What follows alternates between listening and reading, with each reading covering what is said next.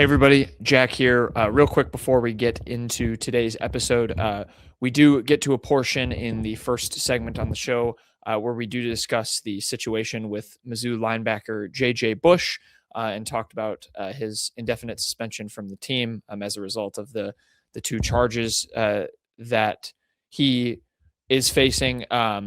We recorded that portion of the show before the news broke that the two charges against him were reportedly dropped. So wanted to throw that in the beginning of the show, just the update on that. KOMU News was told by Boone County prosecuting attorney Roger Johnson that the pair of criminal charges, the Class D felony and Class B misdemeanor driving related charges on J.J. Bush were dropped. The news, Johnson, the prosecuting attorney, did tell KMU that he expects the charges to be refiled in some capacity. So when you don't hear us mention that part when we discuss the situation with JJ Bush, that is why we just recorded that portion before that news broke. So just wanted to give the quick update there. And again, we'll keep an eye on how that develops moving forward. But just wanted to give a quick update, an editor's note on that. That's why you won't hear it in that portion of the show. And we will get into the rest of the show right now. Marcel, where are you going with that disc? You are not putting that on again. Marcel, okay, if you press that button, you are in very, very big trouble. Attention.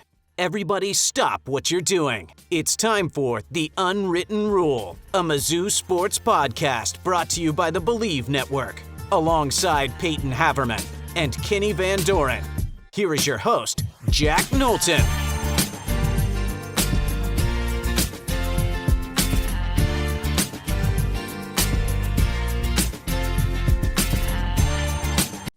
Welcome back to The Unwritten Rule. Today is Friday, May 8th. We, as always, are presented by FanDuel. Just Kenny and myself for the first segment.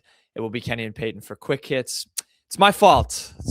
Got my schedule out of whack this week, and as a result, Payton has to miss the show. We can explain more later. So do not blame Payton for his absence. It's excused by myself. But so we won't have any Payton for the beginning of this segment, but you'll get his lovely mug along with Kenny for quick hits. But Kenny, we're kind of reaching that time. It feels like headed toward I guess not the dog days of summer per se. We're only in early May, but maybe the dog days of the Mizzou athletics calendar. Of course, you remain ever busy over there at Mizzou today with the football recruiting, which is of course a year-round kind of operation. I know you hate when I say that, but it's true. Well, how else do you want me to put that?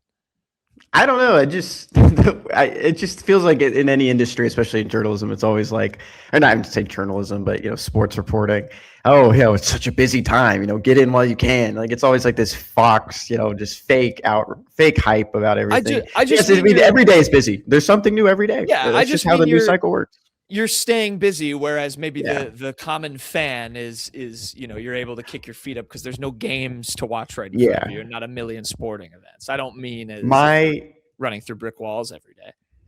I will say, if I rank the months in the football recruiting calendar that are probably the slowest, I'd go July is incredibly slow. And I'm not upset about it. I mean, it's a good time to catch up on things that maybe slip through the cracks. And there's still going to be commitments, guys, committing from from the June and late May official visit windows, but that one's a pretty slow month. February is a pretty slow month. That's just a dead period as well. I would throw August in there as well. I mean, there's some months out there that transfer or the news cycle kind of slows down because coaches can't go see guys, but they're still talking. There's always something going on. It never really stops. Well, I consider this time fun because I can just get right into the hypothetical season and the hype really gets to build, especially for the fall sports and the winter sports, because everyone's just so excited to have that come back and everyone thinks the world of their respective teams, Mizzou included. And with that, I do want to talk a little men's basketball and a little men's basketball recruiting. Also going to touch on Mizzou's softball season ending. I've got a couple of college hoop things, speaking of cleanup, though, that I do want to get to. One somewhat relates to a guy that Mizzou is targeting Over in the 2027 class, I know you've written about him. Malachi Jordan, the number 13 overall player right now on Rivals. Number 3 small forward. He's number 3 in the state of Arizona. He is by way of Nashville originally, but played his high school ball for his junior season over in Arizona. Also plays for the Oakland Soldiers, if you know that name from one Mr. Jason Crow on the AAU circuit. Kenny, I'll ask you this first before I ask you the hypothetical. Just refresh people. I know you've written about him, where Mizzou kind of stands here. I know there are some ties with Jordan, and certainly good to see Mizzou's name linked to a talented prospect in the 2027 class. He was a Lincoln Academy guy back in 2024, 2025 season. So, I mean, he's kind of bounced around through some of these prep schools, and you'll see that sometimes just based on, whatever fits like the best opportunity that year and how rosters shake out as well. He was a MoCan guy in the Nike EYBL circuit before he switched to the Oakland Soldiers. And like you mentioned, those are two very prominent EYBL teams. And he was teammates with Scotty Atkinson on that MoCan team before he switched to the Oakland Soldiers. Scotty Atkinson, the lone commit for the Tigers in the 2027 class. I went to see Scotty at Webster Groves back in maybe early April, right before the transfer portal officially kind of took the focus of the basketball world. And he mentioned that, he's, went up to Malachi, just kind of, it was good to see him again just at the Final Four. They went to the Final Four USA men's basketball mini camp, and so they got to see each other again. He was just doing like his own little recruiting. He mentioned, and it was just a good chance for them to catch up. The interesting thing with Malachi and just where his recruitment stands with Missouri is like, yeah, he's been linked to Mizzou for a while now. He did mention in that interview with Jamie Shaw from Rivals that Steve Wright was someone that he was mainly talking with at Missouri, and he did reiterate that Scotty Atkinson is another person that's been recruiting him. Steve Wright did leave the Tigers this offseason. He is at Memphis now, different set of Tigers, and we know that spot on the staff, assistant-wise, will probably we expecting it until it's official that it'll be replaced by Jason Crow Sr. So I don't know who's going to pick up that conversation. It seemed like Steve Wright kind of had more of a pulse on some of those guys from Ohio in that Kentucky region and in Tennessee as well. But, he's still going to be someone that Missouri probably keeps tabs on. And but there's a good amount of, other suitors out there as well. Yeah, obviously, being from Nashville, I know Tennessee is at least on graphics, and we'll see kind of where Mizzou stands going forward in that recruitment. And it was good to see another kind of update. And I don't want to give away what Jamie Shaw just wrote about him. He talked about a number of schools, Mizzou among them. So go over and read that. But this quote, I don't think gives too much away, and was something that kind of was interesting when I was reading about his recruitment. He was talking about a couple of other schools that had contacted him recently. And he said, I'm not really in a rush to commit or start worrying about visits right now. I want to enjoy high school and not really rush anything. And then he also added, with the transfer portal and stuff nowadays, I kind of want to just wait it out. And that kind of perked my interest a little bit, because I was thinking about this just the other night with this portal cycle, and you're seeing guys, I saw the kid from Wisconsin who committed to Iowa State just on Thursday or on a Wednesday, in the 2026 class. And that's obviously a pretty late. You're going into May now, got to, get up with your team and start to, build toward the season. You're seeing these recruitments being pushed later and later. And I was curious, Kenny, for you, someone who's in the football and men's basketball recruiting space, I have an extreme take on this, but I'll just ask you if you've kind of noticed that, if there's been a little bit of a timeline shift with these guys where it's pretty understandable. You're getting pursued obviously very early on by a lot of these schools, and especially when they first come calling, you might have no idea where your place on a roster might be all the way through, that May, June of your senior year of high school, where you need to be picking somewhere to go if you want to go play in college. So it's an interesting spot that even some of these 5-star kids aren't immune from being in, even if they're going to be a big part of a school's plans. They might not know what the roster looks like, Kenny. It's a really good question, Jack. I'm glad we're going to be able to talk about this. I think Tyron Stokes, the consensus number one player in the class, and possibly, I mean, maybe the top pick in the NBA draft next spring in 2028. It kind of comes down to, it's a little bit different than football. I think football, it's always like, if the opportunity is there, if the spot, you need to take that spot. You need to go grab the top running back spot, grab the top quarterback spot at a certain school. Quarterbacks wise, some of those guys can't wait. You have to be able to take that spot or someone else is going to pass you up. On the basketball front, I think it's, safe to say we might start seeing, a little bit of a shift where some of these top players who might only be in college for 1 year, maybe two, will only test, push back their commitments, test the waters a little bit more, see how these rosters shake out, and then jump in with some of these schools, commit to these schools and sign. Once the transfer portal class is, possibly done, or, those big fishes are already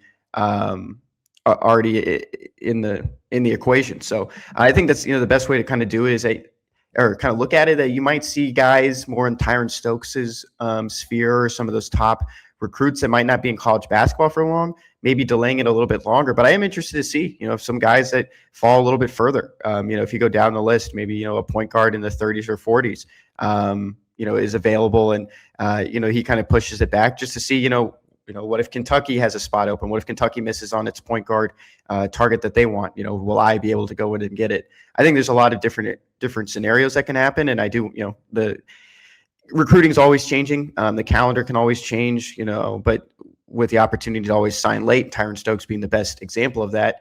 I think it's a good question, Jack, and I'm sure we'll start to see a little bit more of it next year. Yeah, I don't think it's a question that, even someone in your spot, or frankly, somebody in these team spots, has the answer to necessarily yet, or the blueprint. And it leads me to my extreme take on this, which was just, do we ever just reach a point where there just are no more high school recruits, or somehow there's some sort of feeder system up to the high major schools, or do, vice versa? I think about and I don't want to give any sort of bad premonitions here, but Mizzou is about to, I think, very much enjoy a 5-star recruit who's going to be a massive part of their plans next year. But I think of teams that maybe get those, more commonly or consistently, because let's be real here. Mizzou's not Duke.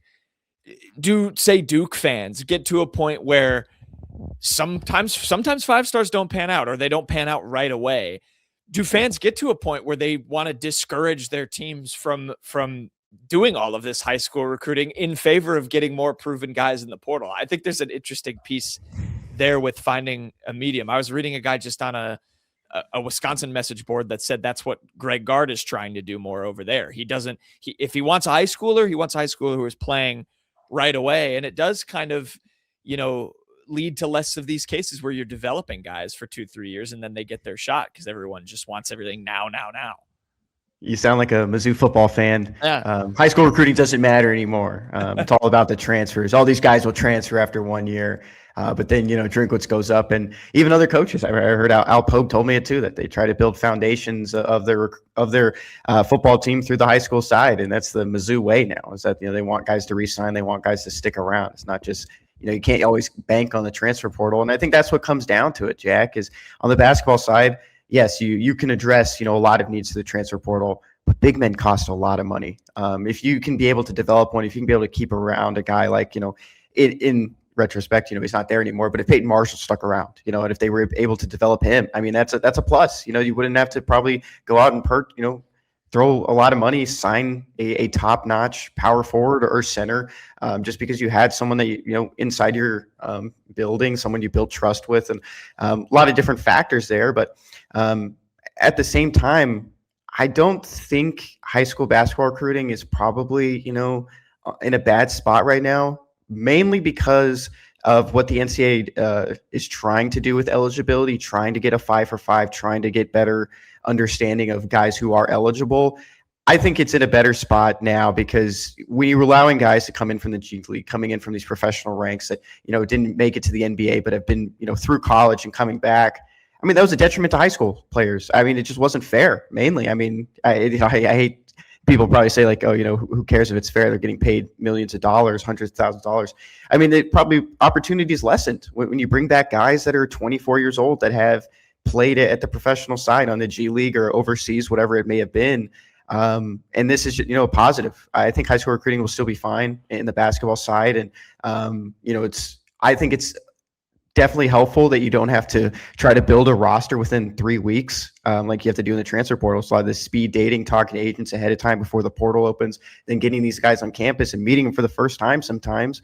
On the high school side, I mean, they knew Tony Bryant for years. They knew Aiden Chronister for years. Of course, the Jason Crow Jr. one happened pretty quickly this past summer, but that's someone that they had a lot of ties to as well. So I think high school recruiting will still be beneficial to this Missouri team. And they've got two guys that, you're expecting major impacts from this next year. I mean, high school recruiting still does matter, especially for Mizzou basketball. Even if you want to say it doesn't, and some of these guys will transfer. Mizzou's recruited over players before. You probably wouldn't have been surprised if a guy like Nicholas Randall, went somewhere else this fall. Same with Aaron Rowe. Didn't get to play last year. He redshirted and was still developing. But these guys stuck around too. I mean, there's a reason, and there's positives to recruiting guys on the high school side. You will find success with a lot of guys, and sometimes you won't. It's just something that happens in the basketball world. Sometimes it's not the best fit. But even with the guys that have transferred away from Gates's era, I think you were in a good spot with this class. I think Mizzou is potentially a phenomenal outlier in that you look at a guy like Trent Pierce, who has done exactly that, and I am not alone in this opinion, I think many people think can break out into an all SEC type player in his senior season, and has sort of waited, not his turn, so to speak. I mean, he's been a starter and a pretty consistent role player for the last 2-3 years, but Mizzou has retained guys, even keeping someone like Anthony Robinson for 3 years before he decided, and that was, best for all parties, to go find an opportunity elsewhere. That, in my opinion, someone in Ant's case, is what the transfer portal is for. We've seen other examples of it, but I do wonder how much of, and I think it's a good thing, I agree with you, for Mizzou's program, especially, to have a guy like Dennis, who is so good at recruiting, so good at building these relationships, so good at probably building a master plan, like you said, where, there might be a player he's never heard of a month ago, and all of a sudden he's on his team in the transfer portal. And you got to figure that out versus, these guys you can build these relationships with, and you figure out just what parts of their game are developing and how they're developing and how they might best fit on your team. I think that is a really good thing in terms of a prolonged, sustained, good program.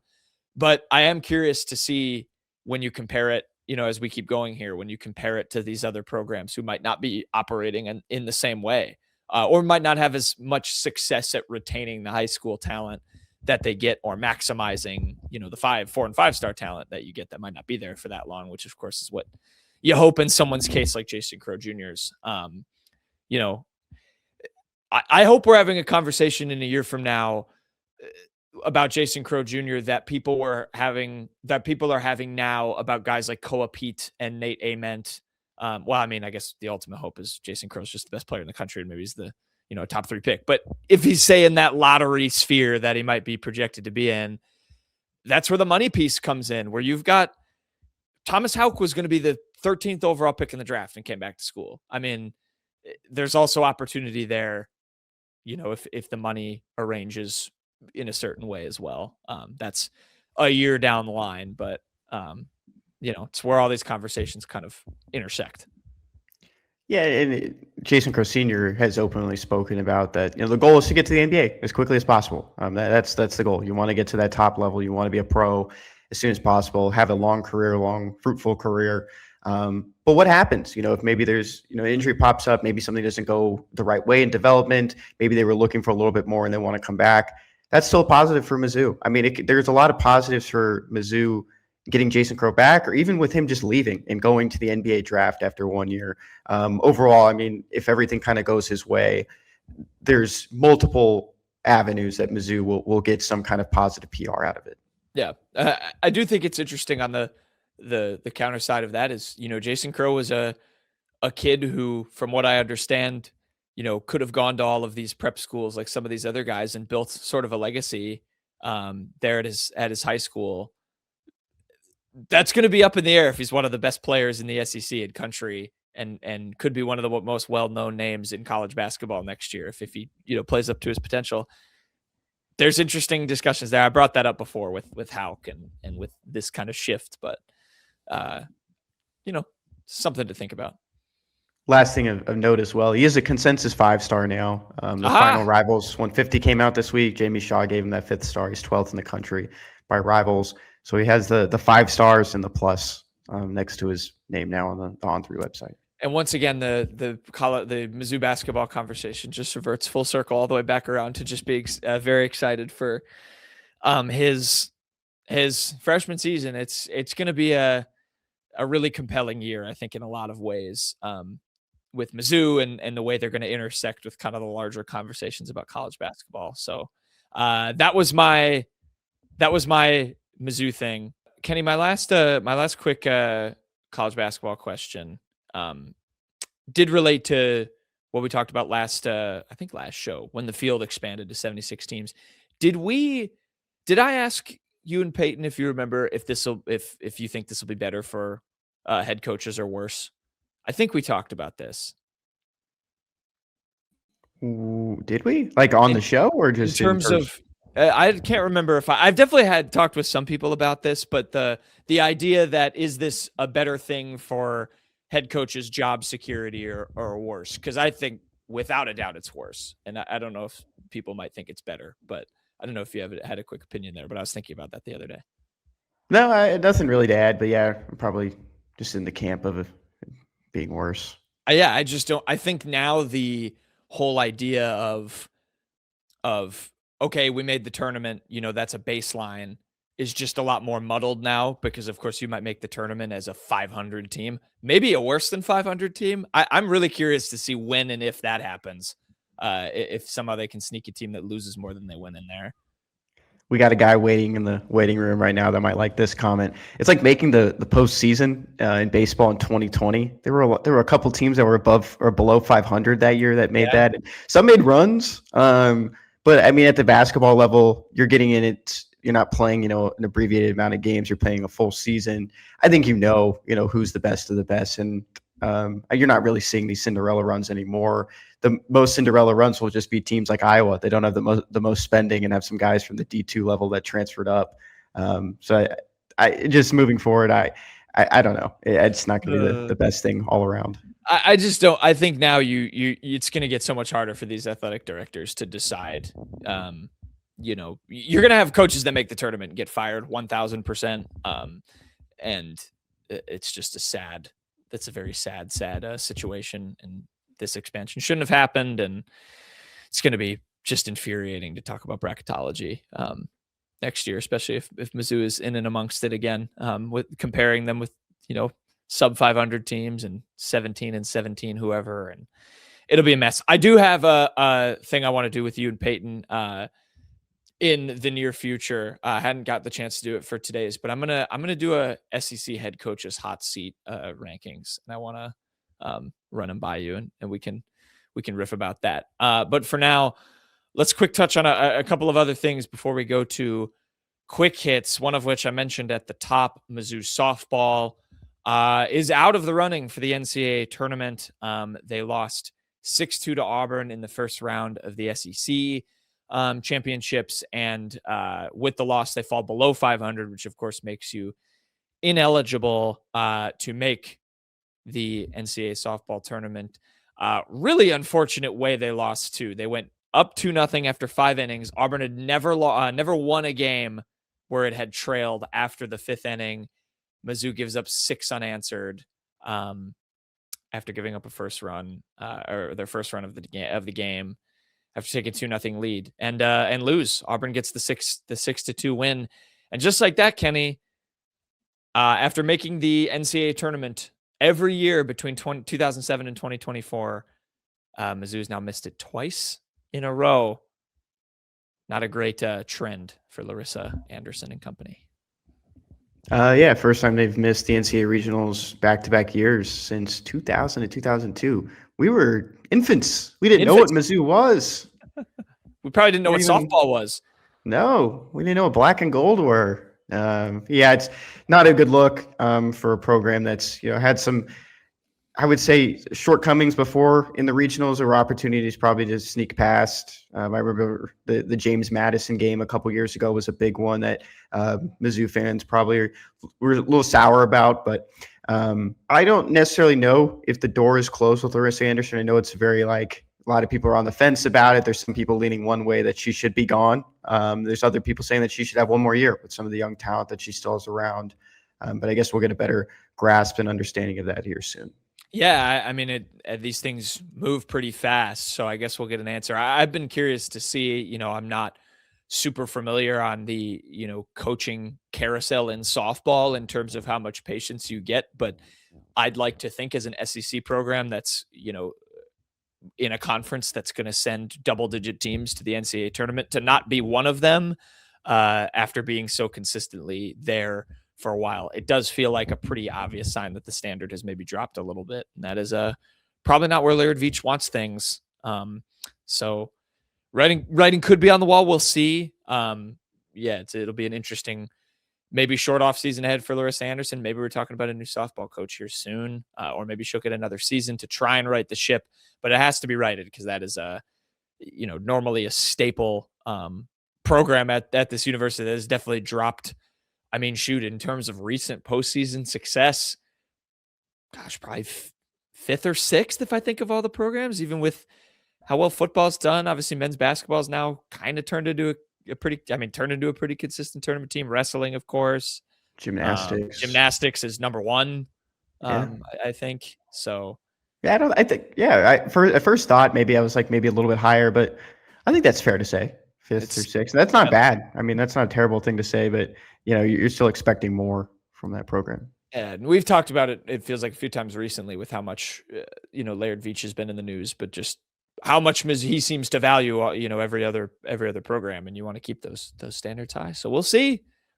Could be that would be his second coaching hire as Mizzou AD, of course, with Kelly Harper being the first for women's basketball. And I'm intrigued for her year too.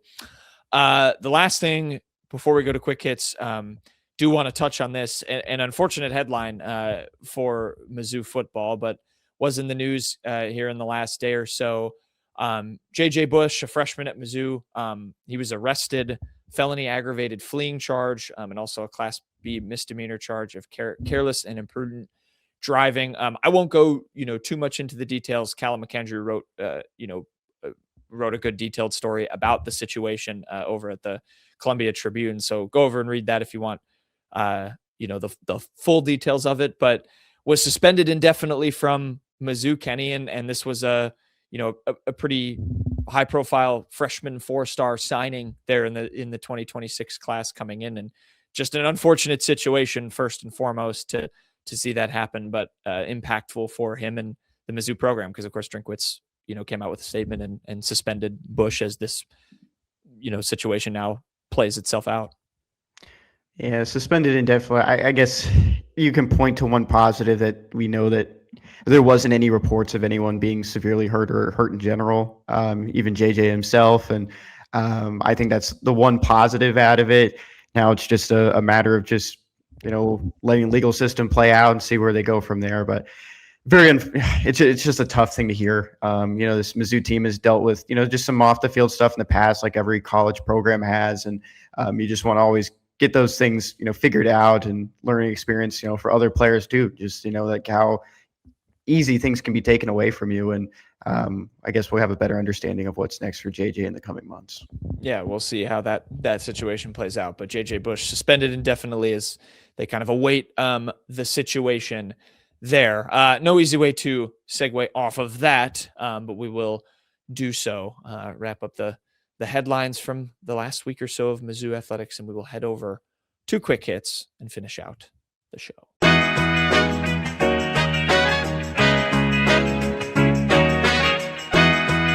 All right, quick hits time. Just Payton and I for this segment. Payton, my jersey of the week, or I guess racing penny of the week is probably the best way to go with this. Oh, I like that. I was Thank wondering you. what the term was. Yeah, Racing Penny, I think would be the best way to go. Uniform. Carissa Schweizer. I feel like when you think of women's track and field and the connection to Mizzou, the name Carissa Schweizer is always a name that you go to. It's the one that everyone knows. She raced in the USA Track and Field 5K Championship, National Championship this past week, and she won the 5K. Time of 14 minutes, 58 seconds. That's around a little less than 5 minutes a mile, Payton. I don't know if that was something that you were really worried about or thinking about. I did look it up because I was interested to see what her PR was. In Portland 2020, she ran 14 minutes, 26 seconds in the 5K. She also turned 30 years old 2 days after this event, which is like crazy to me to think because I feel like I would have guessed like 27, but she's been, removed from college for, 2 classes worth of people now. Is that the best way? Yeah, 2 classes. Eight classes worth of grads, but you know what I mean? Like the section 2 4 and 4. full-term college students that graduate in 4 years. There we go. That's the best way to put it. But yeah, another and I think Mizzou track and field put it well. Carissa doing Carissa things. I was going to ask you how impressive 15 on a 5K was because you were a runner. You were a yeah. That's pretty impressive. Sub 15 is it's elite. Of course, she is a pro. What was your PR on a 5K? Have you ever run a 5K? Yes, I did. I run a 5K. Yeah. I don't know, man. I don't know. 1740 probably was my PR. 2 minutes off. That's like an eternity in track and field, isn't it? Cross country, but yeah. Sorry. Yeah. All right. Your jersey of the week.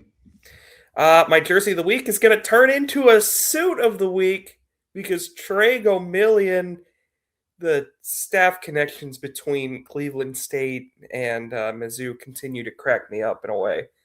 Tre Gomillion is headed to Cleveland State under their head coach, Rob Summers, who is, of course, another former Drinkwitz assistant. He's going to be a full assistant coach. He was a grad assistant this past year at Mizzou. But he'll get to be a full-time, full-go assistant now. The one funny thing too, because this came up on another podcast, is that there's a triangle, and it's not a very normal-looking triangle, but there's a spot in Columbia, Missouri. There's one at Cleveland State, and then there's one at VMI. They're all connected. There's just there's a flight path that you could probably see between those 3 spots. They all end up at Mizzou in some capacity. This is very cool. Very cool that it was happening this quickly too. Tre was just a GA this past year at Missouri and quickly becoming an assistant coach. You saw him very involved on the floor. I think he pulled Dennis Gates away from a couple of possible technical foul scenarios when he was talking to a referee, but he always had Dennis's back, and I think Tre was a lot of fun our senior of high school or senior of college as well. Yeah, and they always said he'd likely be a head coach when he was done. So yeah, now be on the lookout for VMI head coach Mabor Mayak. We got a cool game we're going to play here, possibly next show. Maybe whenever the roster's done, Mabor will come back up when we play a little game with the current roster.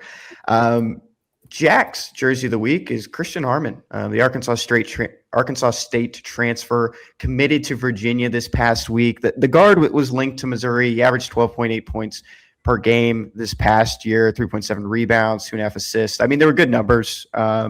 He had some good stretches too versus St. Mary's as well. He spent 2 years at the Gulf Coast State College, which is a JUCO, so might have another year of eligibility slipped in there. But just another guard off the table. Even though Missouri wasn't really receiving much buzz after the initial interest link.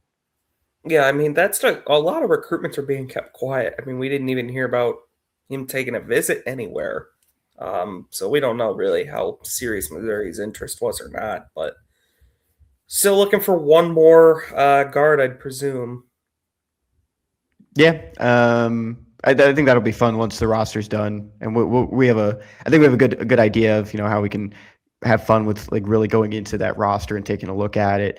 2 available spots left. I think the consensus from us is that possibly one will just be filled. Kind of let that last one sit for a little bit, see if there's anything out there that you really want to fill that roster spot with, or just leave it open like this past year.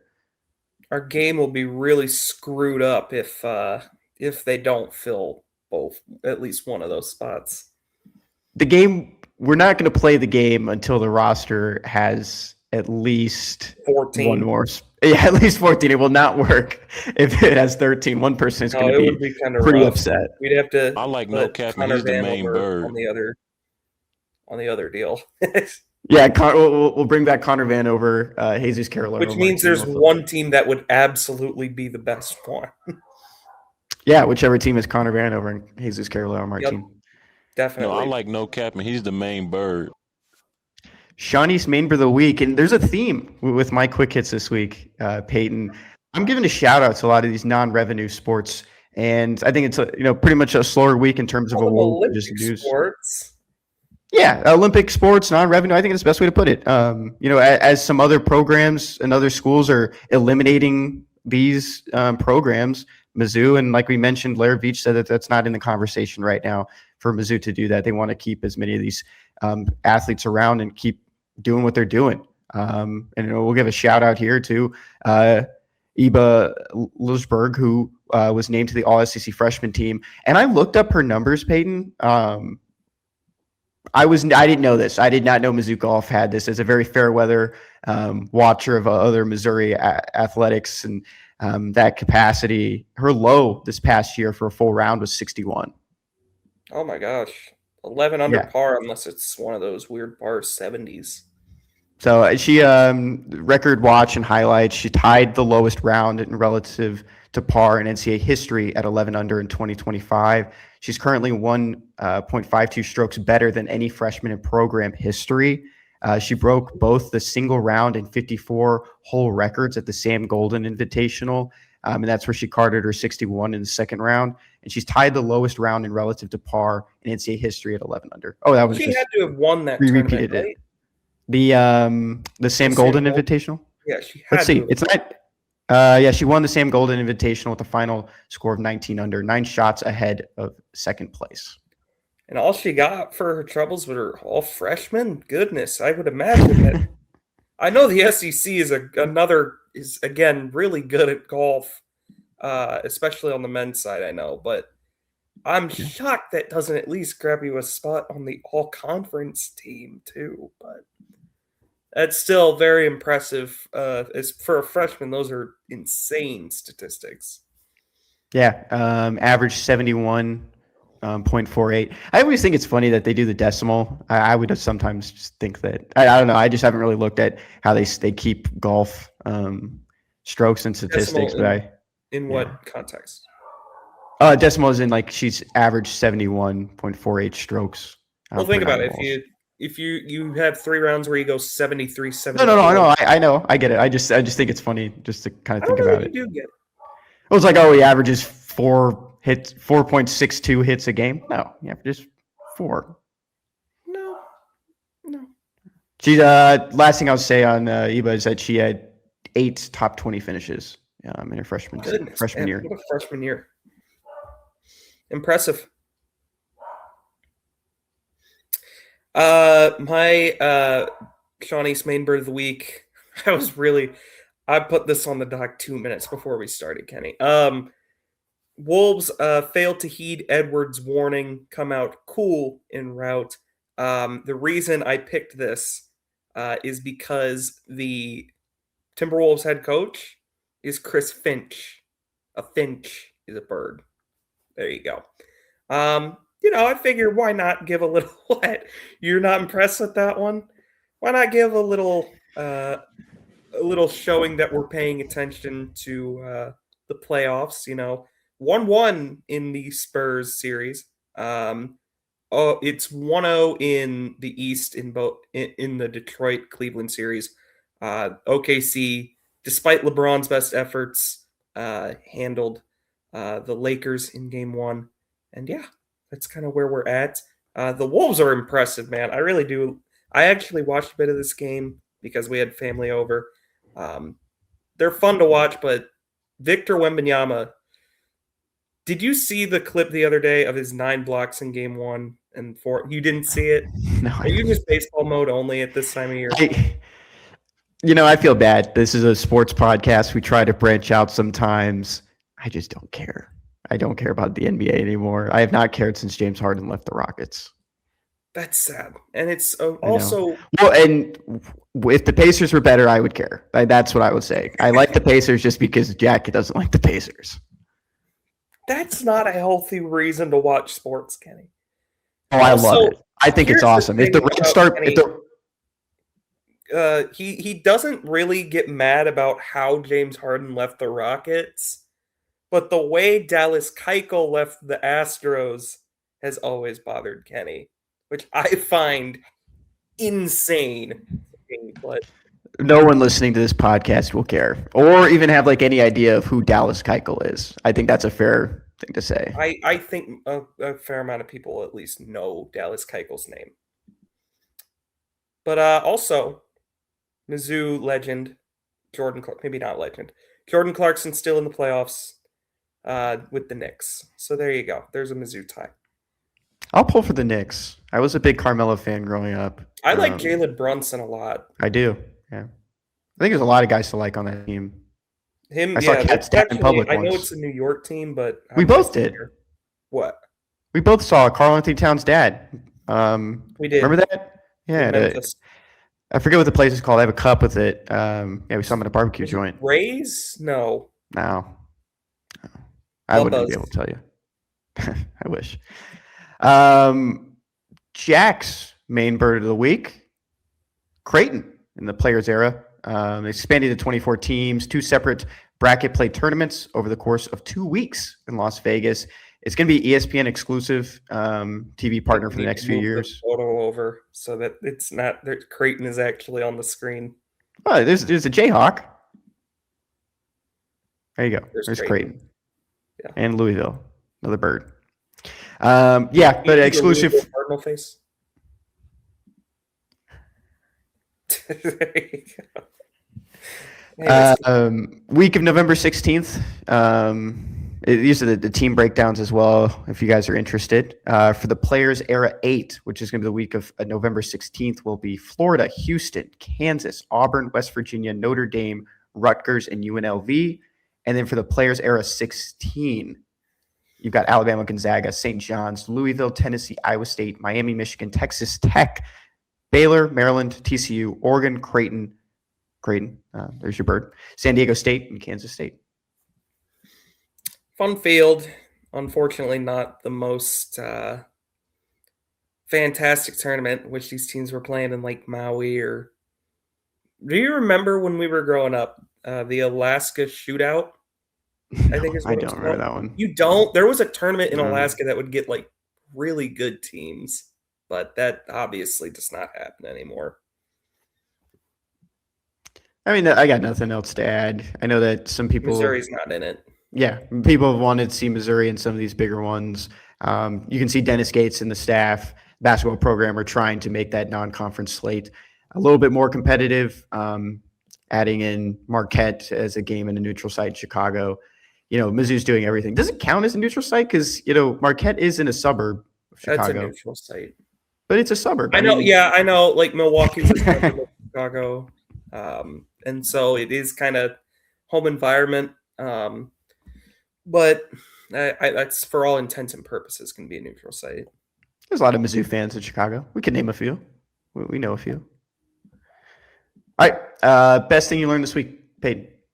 Best thing I learned this week, I'm actually going to talk about a positive from one of my teams. The Cubs are the first team to have 3 straight walk-off wins against a single team since the 2019 Dodgers did it to the Rockies.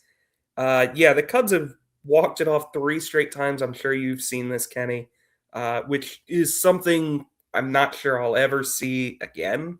All 3 were pretty hilarious, too. They were down going into the bottom of the 9th in 2 of them. I believe the second one was the one that ate Ellie up on a ground ball. Pretty fun. 25-14 the Cubs, or 25-12 the Cubs are now. Breggy's doing great, Kenny. You don't have to fret. Yeah, we play a game every morning It's called StatPad, and I did put him as my answer for third base recently. He's top 5 in hits right now for third baseman in Major League Baseball. Mm-hmm. Spin zone. The Cubs have won 3 straight. Yeah. More of like some fringy wins. No matter what, a win is a win. This isn't college football. This isn't college basketball. The gravity of a how you win doesn't really matter. Yeah, how you win doesn't matter. Could we say that the Cubs are getting a little lucky? Sometimes luck runs out. Don't want to use all your luck in May. They just lost their opening day starter to a meniscus injury from sitting down to play with his kids. They lost Daniel. I heard about Matthew Boyd today. Yeah, Bill Maton to the IL. They've lost reliever after reliever. Riley Martin was an impressive rookie who came up out of the bullpen. He's on the IL. They've lost a lot of guys to injuries. So I could play this game if you want to play it. I'm not. Well, this isn't about the Astros. You want me to read it? Sure, go ahead. Oh, this doesn't even include every player. Oh, not worth it then. I found a tweet with all Cade of them. Horton, who was this young up-and-coming ace, got hurt in his second start of the year. He might be out for up to 16 months. Their Cy Young candidate pitcher who had Tommy John last year had a setback and won't throw for another 3 weeks, at least. So if you want to call him lucky, you can. I will simply disagree. Did you also see you saw how the Cubs tied this game up, right? Hit by pitch? No, that's how they won it. And this was PCA's home run. Yep. It was only a home run in Wrigley, right? Or maybe another ballpark. I think so, yeah. Yeah. Good for him. Cool? It did. I mean, watching off the bat, Payton, I did not. I thought it was a double. Gone. Yeah, I thought it was a screaming double. But what a response from him. That guy needed it. It's a good offensive. Yeah, he didn't really need it, but. Okay, so you're saying you just he wasn't having as bad a season as I think you're making it out to be. All right. My best thing I learned this week: sticking in with the Olympic sports and sticking with golf. Vikay Viscari was the 2026 Men's Golf Championship invitee. Got his ticket punched to Arizona. This will be May 18th to 20th at the Gallery Golf Club in Marina, Arizona. You want some numbers, Payton?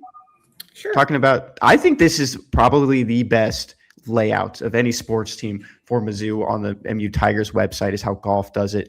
The 2025-2026 season, he's played in 33 rounds so far. He's averaging 71.82 strokes per round. That's better than his first 2 seasons of college golf. His low this year and career low in college, 62. He's made the top 25 times already. So it's been a good year for him as well. And he's going to be repping golf a little bit longer this season. He is a junior, so he has 1 more year of eligibility. My favorite thing about his profile as well is that he didn't start his career at Mizzou. Do you know where he started his career? No idea. VCU. That's where he golfed his freshman year. Commonwealth. Yeah. Shaka Smart. You're a fan. It. Love Shaka. Yeah, he's in the regional that is highlighted by Oklahoma State, who is the reigning national champion. Also, Ricky Fowler went there, among many other golfers. So that's all. Okay. Jack's best thing you learned this week. This came out Wednesday night. Yeah, the Skyward premiered for the first time. It's a little initiative for Mizzou Athletics to show a little bit behind the scenes of the changes and future of college athletics. And if you're watching with us on the YouTube, it's a little trailer for the first one that premiered around 7 p.m. last night. Jack really liked this one. He said it's a good concept, even if it will just be a puff piece to tell us the athletic department is doing well with all the changes. He said that the first episode Wednesday that he watched didn't really talk about much to really dissect, but he said the next one appears to be mainly about football. Yeah, I didn't watch the first episode. I will give it a gander at some point, but I am interested to see how much of a behind the scenes we kind of get with this type of stuff. It is kind of interesting. it is a big turnoff for a lot of fans, but that's kind of just the new age of college athletics. So transparency is never a bad thing. I'm intrigued to see how you kind of see those NIL deals and all the commercials and the way that some of these players are making money, especially on the basketball and football side. I'm intrigued. Just want to see what it looks like from the day-to-day John life. Anderson is in it too. Yeah, he's one of the hosts. The opening clip is of him talking with Laird Veach in the construction in the north end zone. All right, Payton. Best bets. We took national championship teams last week. This week, we're doing the odds. We're taking our favorite odds for the number one pick in the NBA draft. The lottery is on Sunday. Jack is taking Jazz plus 650. Who are you taking? I'll take the Hornets plus 12,500. Why? I think those are the lottery balls that'll come up.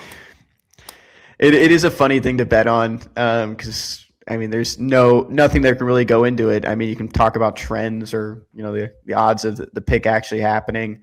But I'm just going to take the Pacers because it is a team that Peyton and I like to root for when the Pacers are good. I don't know if it's from Peyton's perspective, if it's because Jack doesn't like the Pacers, but that is certainly from my perspective. Tyrese Halliburton is legitimately maybe my favorite player in the NBA right now. That dude is as close. It's really a shame he got hurt in Game 7 because that he deserved to have like a proper, like either go out on your shield or another, like cement the greatest playoff run we've ever seen from a player because he hit game winner after game winner. That game tying shot against the Knicks was unbelievable. And he did the choke. They didn't realize he hadn't won it. He only tied it. And then they still went and won in overtime. That's unreal. So I actually do really, really like Tyrese Halliburton. We've got a lot of connections to Indy and the Pacers in general. We used to go to Indianapolis a lot in college. We just go there sometimes. Yeah. When I worked at Bally Sports, I did a lot of Pacers games, which made me kind of start to like them and start following them a little bit more even after my time was over there. Tyrese Halliburton, also a Cyclone. So I think that's the best connection of it. I will point out that this pick is protected. It was traded from the Clippers. So the Pacers they keep this pick if the ball lands from picks 1 through 4. If it goes from 5 through 9, it will be the Clippers pick. So I kind of think if this pick doesn't end up as Pacers 1 overall, I should just get a blue line, like a push. You don't. That's not how that works. Okay. Well, I wanted to see if it would. Because that would mean that pick is not number 1 overall. I know. I was trying to see if I could get it past you. All right, Peyton, you got a joke to close us out? I do. But first, we're going to catch up on credit, Kenny. We're going to get a 2019 Washington National the weekend. I didn't get to do it this past Sunday. Had other obligations. So let's just throw one out there. I'll make it quick for you as to not dig up any traumatizing memories of Howie Kendrick hitting a home run off of Will Harris that hit the foul pole in Game 7 while Garrett Cole was left in the bullpen, and then he showed up to the post-game press conference in a Boras Corp hat.